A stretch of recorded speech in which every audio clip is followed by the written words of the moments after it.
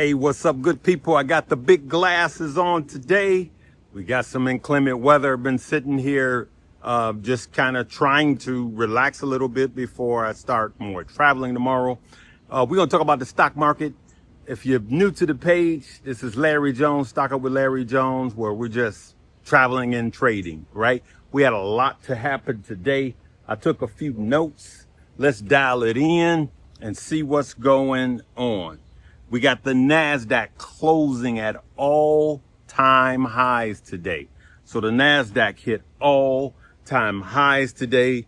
As I looked at the pre-markets, it was green. As it stands right now, that doesn't mean anything. It could turn red by tomorrow morning. We had a sell-off this morning, but then the markets did come back green before they closed, all right? So there was a battle. The bears and the bulls, you guys know how that happens. We got CPI tomorrow, Consumer Price Index. That is tomorrow, good people. And then behind that, we have PPI, Producers Price Index. And if the CPI comes in negative, then that gives hope that the Fed could lower interest rates, okay? And we have a stubborn Fed. He is not really looking to lower interest rates as the insects get louder. But that's one of the things we're dealing with. So the Fed is really not. So of course, there's a lot of talk right now about the Fed retiring early. There's a lot of reports out, him just retiring early and the president picking a new Fed, which is giving hopes that the new Fed will be more likely to cut interest rates. What would that do? If the Fed starts cutting interest rates right now, I believe that the market will like it. If the Fed start cutting like a full point, then that's actually not going to be good, people. I know the president said the Fed should cut by 3 points. Never going to happen. You can't do that. That'll send too much fear in the market, good people. That's the way it works. But if he starts cutting, because the Fed should have done 25 basis points on the last one, he could afford to cut 50 basis points. Will he do it? I doubt it. And will he even cut it all on the next Fed meeting is the question. I believe 2 at the most. I mean, anything could happen. He could surprise us. I would welcome a surprise from Fed Powell, if you ask me. Okay, so what else is happening? On the daily tariff threats, Trump now is threatening Russia with 100% tariff if the Ukraine peace deal isn't reached. If a Ukraine-Russia peace deal isn't reached, then President Trump is threatening a tariff on Russia now, which is surprising to a lot of people because in the initial tariff launch or tariff war, Russia was not in it, okay? And so now the president wants this war to be over. So does the rest of the world, especially Ukraine. And now he's threatening up to 100% tariff on Russia. So we need to see how that back and forth goes, something I read. How that back and forth goes. They're not a big trading partner, not as much as before. We've been pulling back for years now, actually, if you go back and look. So we got to see, is that positive or negative for the market? That leans into the geopolitical. If the president if Russia doesn't like that, and there's a war of words and the threats start ramping up, and the market is not going to like that. The market does not like uncertainty. Remember, stock market is forward looking. Okay. So now let's switch into crypto, Bitcoin. A lot of you guys saw Bitcoin right now is at 120K. You saw it hit 123K. A year ago, it was 60K. I remember when people were saying it will never hit 10,000. And then when it hit 10,000, they said never 20,000. It hit 20,000 and they said never 50. It hit 50, they said never 100. And it hit 100, Now we're at 120. In my thumbnail a couple of days ago, I said we'll hit 120K, right? So now I got a few notes because I want to let you guys know that I have two portfolios as it comes to crypto. I have one that is a swing trade portfolio, and I have another one that's long-term investing portfolio. And I keep them separate and clean that way because it helps me to see what's what, right?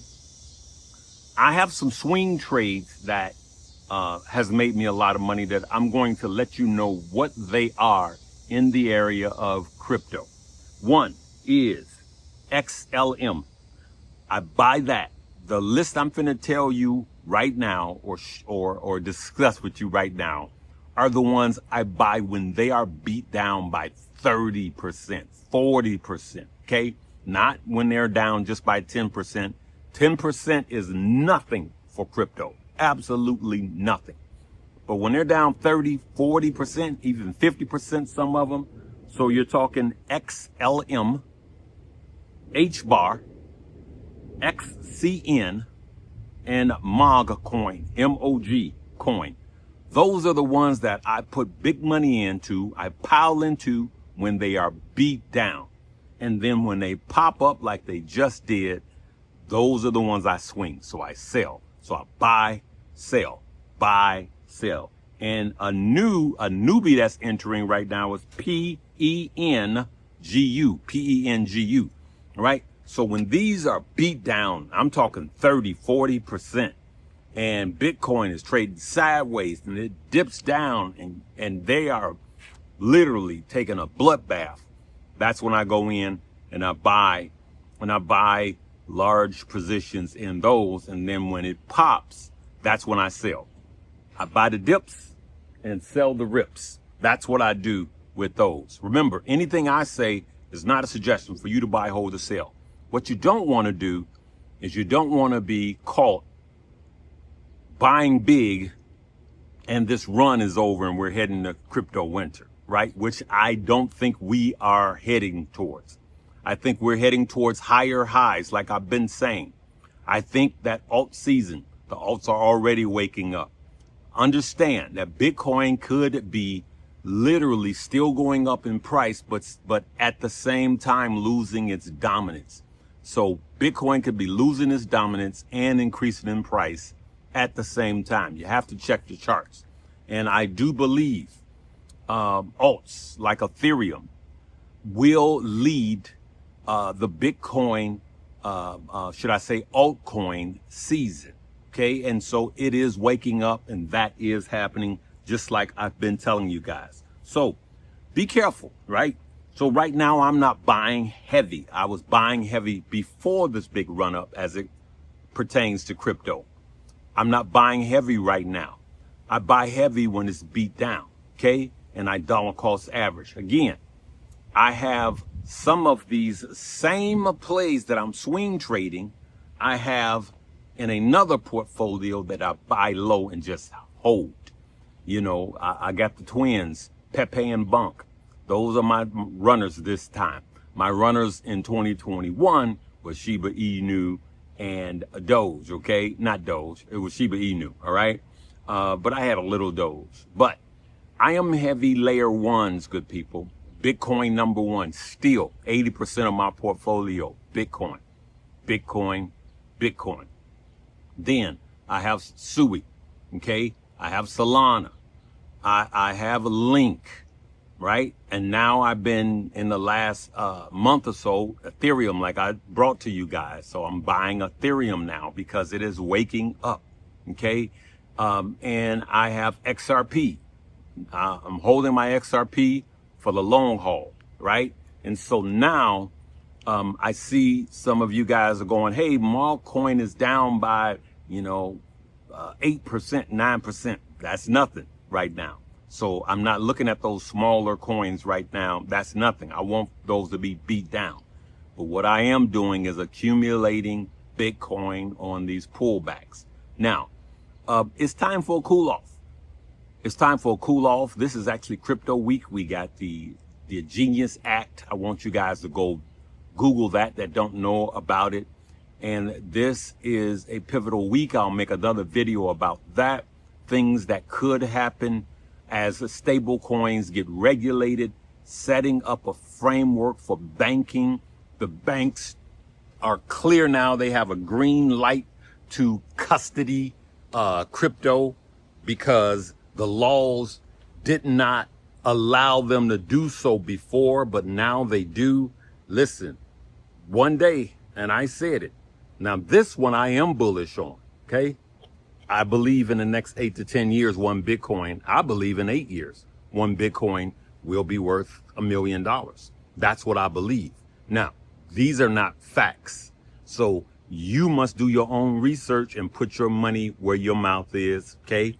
So you let me know in the comment section, do you believe after Bitcoin has shown itself, all its institutional buy-in, BlackRock, the largest asset manager on the planet, buying billions of dollars, MicroStrategy, billions of dollars of Bitcoin. And now you see 95% of it has been mined and 95% of people still don't have it. And so it's just one of those things that people don't understand, but you need to start getting an understanding if you don't, right? So I'm going to leave it right there, good people. But this is what I want to tell you. If you need to know everything you need to know to make money about Bitcoin or cryptocurrency at large, then the second link below will be Stock Up You. I have an entire chapter. The whole class talks about crypto. The whole class talks about the stock market, what it is, everything, how you make money, open up an account, blah, blah, blah. And then I go right into crypto, what it is, how it's established, what is the blockchain, and how to make money, best times to buy, and how you can really, really leg up and become wealthy like I plan on with crypto alone. Then, if you want to see my everyday plays, right? What I'm getting in, what I'm getting out, how we're making money, that's going to be the top link. Money Moves. Come and join the family with Money Moves, and you could see what I'm buying, when I'm buying, what I'm selling, and when I am selling it. All right, good people. So I'll be traveling tomorrow. I may or may not get to making a video, but I want you guys to stay up on what's happening and what I think. In Money Moves, I gave you guys a lot of plays that we are in and what I think of them, right? Again, anything I say is not a suggestion for you to buy, hold, or sell, right? You got to do your own due diligence, okay, good people? That's what it's all about. Sorry, I dropped my book. All right, good people, I'll be traveling tomorrow. Love you guys.